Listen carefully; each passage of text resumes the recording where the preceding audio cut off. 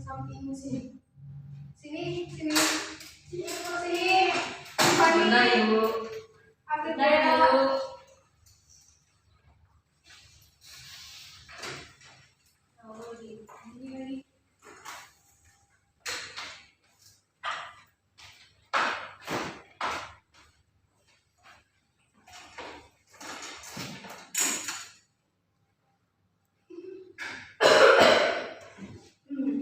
Udah dapet ya.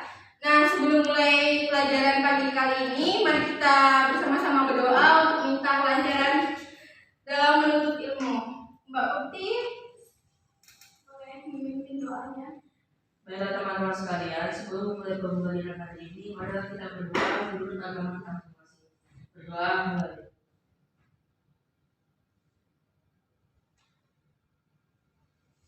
Ya baik, doanya selesai ya. Siapa yang pagi ini tidak masuk kelas? Febri. Kenapa? Sakit. Sakit. Ada di sini, Bu. Mari kita doakan semoga Febri cepat sembuh ya, biar bisa Amin. masuk kelas belajar lagi bersama-sama. Amin. Minggu kemarin kan kita udah belajar tentang materi tentang sistem sirkulasi nih ya. Mbak Putih bisa jelasin tentang apa sih fungsi dari sistem sirkulasi itu kemarin? Sistem sirkulasi itu berfungsi untuk memindahkan zat dan nutrisi ke dan dari sel. Ya, benar. Jadi sistem sirkulasi itu berfungsi untuk memindahkan zat atau nutrisi dari sel di dalam tubuh ya. Mbak Rifani bisa jelasin apa aja sih organ yang membantu dalam sistem sirkulasi? Ada jantung sama pembuluh darah, Bu. Ya, benar. Jadi sistem sirkulasi itu merupakan sistem yang menyalurkan zat atau mineral atau nutrisi di dalam tubuh, dan kemudian akan disalurkan ke dalam Darah. ya, benar.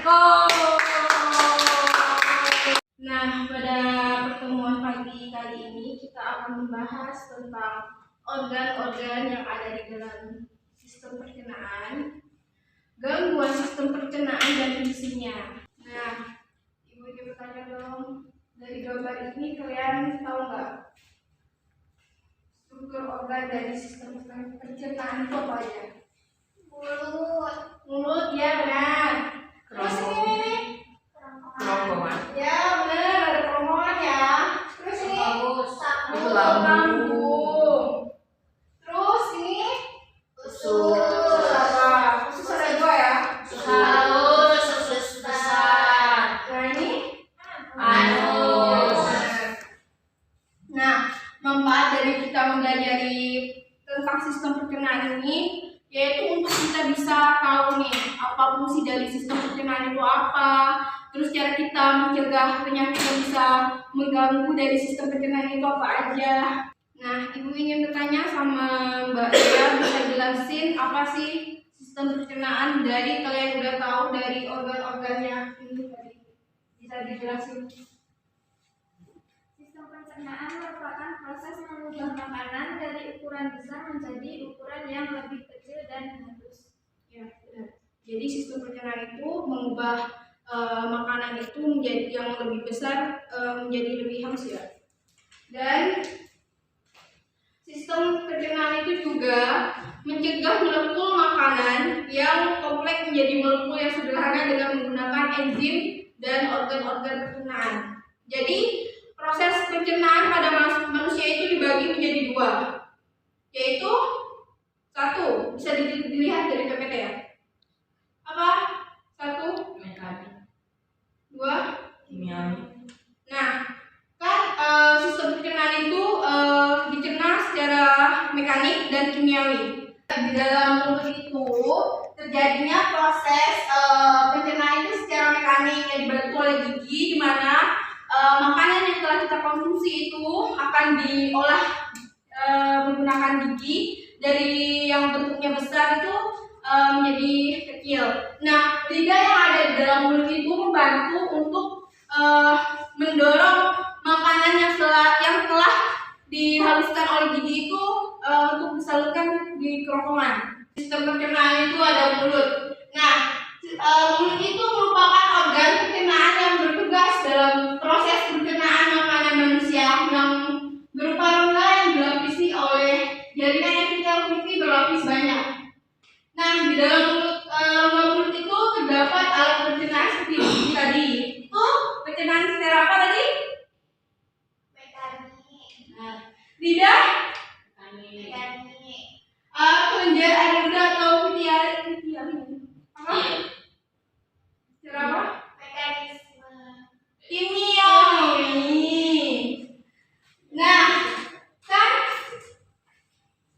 makanan yang telah diolah, yang telah dikonsumsi, terus kan diolah, kemudian akan disalurkan di dalam saluran kerongkongan, di mana saluran kerongkongan ini merupakan pencernaan yang berbentuk seperti selang air. Tahu kan selang air itu kayak mana? Panjang. Nah, sebagai kerongkongan ini berguna untuk menghubungkan mulut sampai lambung. Nah, pada kerongkongan ini itu tidak terdapat yang namanya enzim yang membantu dalam proses pencernaannya. Selanjutnya ada lambung. Lambung itu merupakan alat pencernaan yang berbentuk kantung, di mana sifatnya itu yang asam. Kemudian cairan yang di dalam lambung itu yang membunuh kuman yang masuk bersamaan dari makanan yang telah kita konsumsi tadi kan. Nah, di dalam lambung itu terdapat enzim pepsin. Nah, tadi kan di kerongkongan nggak ada tuh yang namanya enzim yang membantu proses pencernaan nih. Nah, pada lambung itu ada ya enzim pepsin yang berfungsi untuk menyerap protein dari makanan yang dikonsumsi. Jadi makanan yang telah dikonsumsi tadi kan setelah diolah. Nah, di dalam lambung itu akan diproses oleh enzim pepsin yang berfungsi untuk menyerap protein dari makanan. Jadi kita itu makanan yang harus dikonsumsi jangan yang asal-asalan ya. Harus ada karbohidrat, protein, harus ada lemak. Pokoknya harus pasti harus sempurna. Ya. Kemudian ada usus halus. Usus halus itu fungsinya itu adalah sebagian sistem pencernaan makanan yang mengabsorpsi sari makanan. Usus halus itu dibagi menjadi 3, yaitu ada usus 12 jari, kemudian ada usus kosong, dan ada usus penyerap. Nah, pada usus itu juga terdapat yang namanya getah usus. Itu ada peptidase, yaitu merupakan kelompok enzim. Jadi kalau di lambung itu ada enzim pepsin, kalau di usus halus ada enzim peptidase sama enzim maltase ya. Kalau enzim peptidase itu merupakan enzim yang mencegah polipeptida menjadi asam. Kalau enzim maltase itu atau sukrase itu merupakan enzim yang mencegah sakarida, maltose, laktosa, dan sukrosa. Terus mengubahnya itu menjadi monosakarida. Enzim-enzim tersebut disebut disakarida. Jadi enzim maltase itu disebut sebagai juga disebut sebagai disakase ya.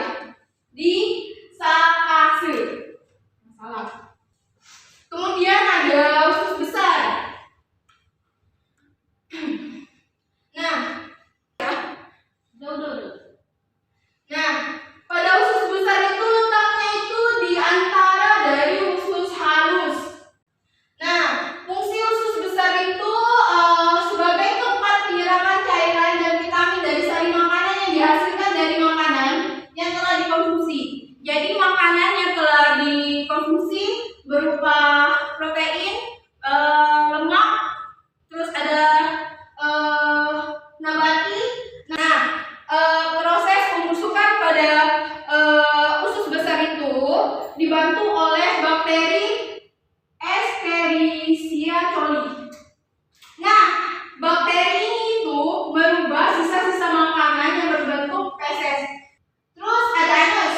Nah, anus itu merupakan bagian ujung. Tahu kan? Tadi anus itu letaknya mana? Di mana? Di bawah. Di bawah apa? Di bawah usus. Usus apa? Besar. Usus besar ya, bukan usus halus. Nah, anus itu disebut sebagai lubang dari saluran pencernaan yang akhir dari sistem pencernaan. Jadi, feses dari makanan yang telah diolah dari pembusukan lambung yang telah dikonsumsi dari makanan tadi akan dikeluarkan melalui apa? Anus. Ya, benar. Nanti tolong keluarkan satu kertas. Ibu ingin memberikan tugas untuk minggu depan ya. Catat. Tugasnya itu mencari organ-organ sistem respirasi serta fungsi-fungsinya. Tadi kan kita udah membahas organ pencernaan mulai dari mulut, terus lambung, usus halus, usus besar, dan anus. Nah, dan ibu juga sudah menjelaskan fungsi dari organ-organ dari sistem pencernaan nih. Apa aja yang sistem pencernaan yang ada di dalam mulut? Mbak Rani bisa jelaskan sistem pencernaan yang ada di mulut itu apa aja? Secara Mekanik dan kimiawi. mekanik itu dibantu oleh apa di dalam mulut? Gigi, lidah, Kalau kimiawinya ada enzim ketiawi. terus tadi di lambung ada enzim apa aja, Mbak Putri? Ada enzim pepsin. Ya, benar. Jadi, tolong materi ini jangan dilupakan ya. Karena materi ini tuh sangat bermanfaat bagi kehidupan kita sehari-hari. Ya. Kita tuh bisa mengatur pola makan kita, bisa menjaga kesehatan tubuh kita juga. Sehingga kita itu terhindar dari yang namanya sakit diare tadi, terus sembelit, terus usus buntu. Oke? Baik Ibu. Nah, tolong tugasnya dikumpul individual. Ya. Jika tidak membuat tugas, tidak boleh masuk pelajaran Ibu. Oke? Baik Ibu. Jadi, kesimpulan dari kita belajar ini itu apa? Tadi untuk bisa Mengetahui sistem pencernaan. organ-organnya, terus udah kita bisa mengetahui fungsinya, terus kita tahu gangguannya disebabkan pada sistem pencernaan, terus kita juga bisa menjaga pola makan kita agar tubuh kita itu terhindar dari penyakit-penyakit yang bisa menyerang fungsi organ pada sistem pencernaan. Mungkin pelajaran kali ini sudah selesai karena waktunya telah habis. Apabila Ibu ada salah kata dalam penjelasan, mohon dimaafkan. Dimaafkan. Jangan lupa ya tugasnya. Iya Ibu. Mari sebelum kita mengakhiri pelajaran, silakan Mbak Putri untuk memimpin doa agar mata pelajaran yang telah dilaksanakan hari ini bisa berkah. Silakan Mbak Putri. Baiklah, sebelum kita mengakhiri pembelajaran hari ini, marilah kita bersama-sama mengucapkan alhamdulillah. Alhamdulillah. Terima kasih sudah masuk pada hari ini. Semoga diberikan kesehatan selalu dan keriduan selalu dalam menuntut ilmu. Dan semoga ilmunya yang telah dipelajari hari ini menjadi berkah ya, dan bisa diterapkan di kehidupan sehari-hari. Amin. Baiklah, wassalamualaikum warahmatullahi wabarakatuh.